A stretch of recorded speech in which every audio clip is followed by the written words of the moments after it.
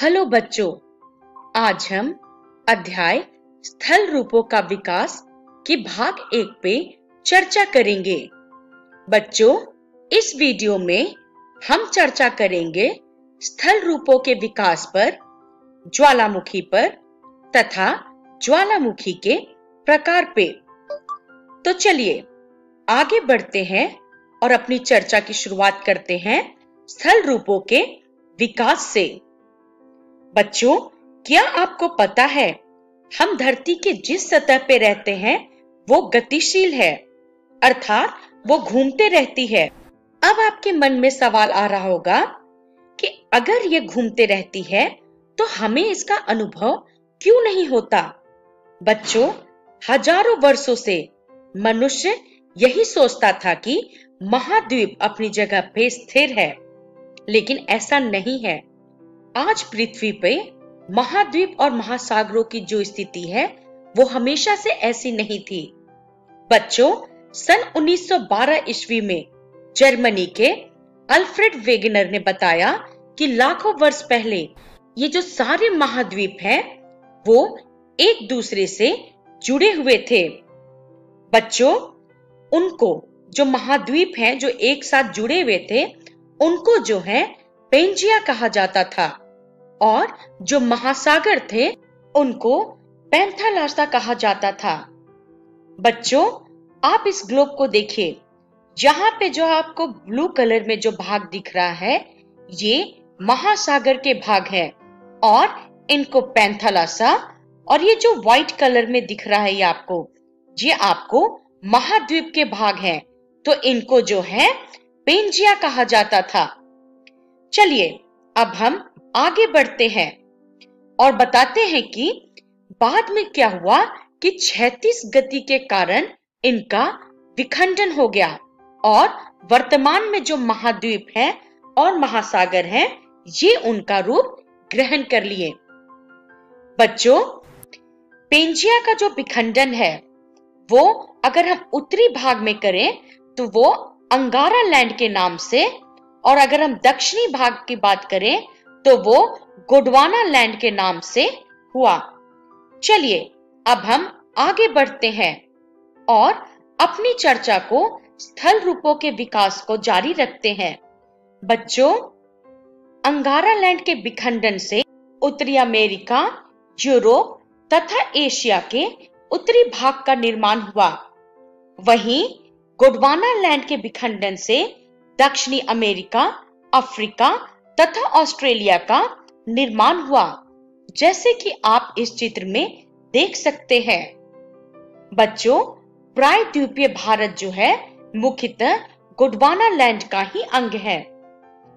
चलिए अब हम आगे बढ़ते हैं। आगे बढ़ते हुए हम अपनी चर्चा स्थल रूपों के विकास को जारी रखते हैं। बच्चों, हमारा स्थल मंडल जो है 6 बड़ी और 20 छोटी गतिशील प्लेटों में विभाजित है। बच्चों, ये प्लेट बहुत ही धीमी गति से, कुछ मिलीमीटर प्रति वर्ष की गति से ये घूमते हैं। बच्चों, अगर हम बात करें कि इन प्लेटों में गति कहां से आती है, तो इन प्लेटों में गति पृथ्वी के अंदर पिघले हुए मैग्मा के कारण उत्पन्न होने वाली ऊर्जा तरंगों के कारण आती है। बच्चों, प्लेट की सीमा क्षेत्र को विवर्तनिकी अर्थात टेक्टोनिक क्षेत्र कहते हैं, और गति के कारण इन प्लेटों की सीमाओं पे भूकंप अर्थात अर्थक्वेक और ज्वालामुखी अर्थात वोल्केनो जैसी प्रतिक्रिया होती हैं।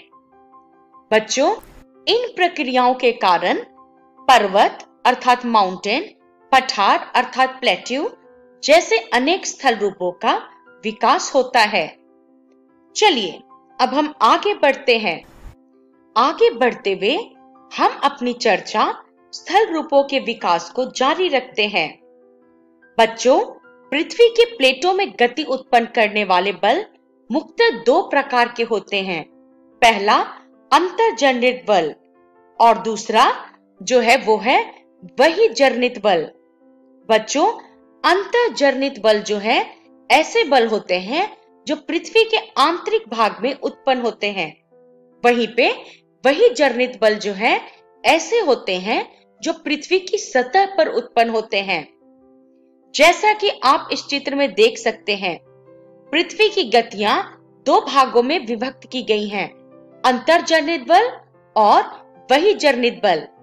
उसके बाद अंतर्जनित बल को आगे चल के फिर दो भागों में विभाजित किया गया है, आकस्मिक बल और पटल विरूपण बल। आकस्मिक बल की बात करें तो इसमें आपके आते हैं भूकंप, ज्वालामुखी और भूस्खलन। वहीं पे अंतर्जनित बल को जो दूसरे भाग में विभाजित किया गया है वो है पटल विरूपण बल। इसमें पर्वत निर्माणकारी बल आते हैं। बच्चों, पृथ्वी की गतियों का जो दूसरा विभाजन है वो है बहिर्जनित बल। इसमें आपके अपर्दन और निक्षेपण आते हैं। और इनमें क्या क्या क्रियाएं आती हैं? तो वो है नदी और बहता जल, पवन, समुद्री तरंग और हिमनद। तो चलिए अब हम आगे बढ़ते हैं और अब हम चर्चा करेंगे ज्वालामुखी पे। बच्चों, ज्वालामुखी का तात्पर्य है पृथ्वी की सतह पे उपस्थित क्षेत्रीय दरार से, जिससे होके गर्म लावे के गैस, पत्थर के टुकड़े तथा धूल आदि निकलते हैं। बच्चों, इन क्षेत्र का संपर्क भूगर्भ की एक पतली नली से होता है, जिसे ज्वालामुखी की वेंट कहते हैं। बच्चों, जब यह क्षेत्र अर्थात जब वेंट जो है विस्तृत हो जाता है तो यह क्रेटर कहलाता है। बच्चों, जब धसाव या अन्य कारण से ज्वालामुखी का विस्तार जो है अत्यधिक हो जाता है तब उसे काल्डेरा कहते हैं। चलिए अब हम आगे बढ़ते हैं और अब हम चर्चा करेंगे ज्वालामुखी के प्रकार पे। बच्चों, उद्गार की अवधि के अनुसार ज्वालामुखी को मुख्यतः तीन भागों में बांटा जाता है। पहला सक्रिय या जागृत ज्वालामुखी, दूसरा प्रसुप्त ज्वालामुखी और तीसरा शांत ज्वालामुखी। तो चलिए एक एक करके हम इनका अध्ययन करते हैं। शुरुआत करते हैं हम जागृत या सक्रिय ज्वालामुखी से। बच्चों, जिन ज्वालामुखियों से लावा, गैस तथा विखंडित पदार्थ सदैव निकला करते हैं उन्हें जागृत या सक्रिय ज्वालामुखी कहते हैं, जैसे कि आप चित्र में देख सकते हैं। वर्तमान में विश्व के जागृत ज्वालामुखियों की संख्या लगभग 500 है। बच्चों, अगर हम बोलें कि इन ज्वालामुखी में सबसे प्रमुख कौन से ज्वालामुखी हैं, तो इटली के एटाना और स्ट्रोम्बोली ज्वालामुखी जो है ये प्रमुख है। बच्चों, स्ट्रोम्बोली ज्वालामुखी भूमध्य सागर में सिसिली के उत्तर में लिपारी द्वीप पे स्थित है। इससे सदैव प्रज्वलित गैसें निकला करती हैं, जिससे आसपास का भाग जो है प्रकाशमान रहता है और इसी कारण से इस ज्वालामुखी को भूमध्य सागर का प्रकाश स्तंभ कहते हैं।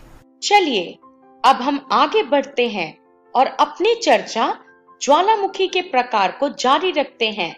अब हम बात करेंगे प्रसुप्त ज्वालामुखी अर्थात डोरमेंट वोल्केनो की। बच्चों, कुछ ज्वालामुखी जो है उद्गार के बाद शांत पड़ जाते हैं तथा उनमें पुनः उद्गार के लक्षण नहीं दिखाई देते हैं, पर अचानक उनमें विस्फोट हो जाता है। ऐसे ज्वालामुखी को हम प्रसुप्त ज्वालामुखी कहते हैं।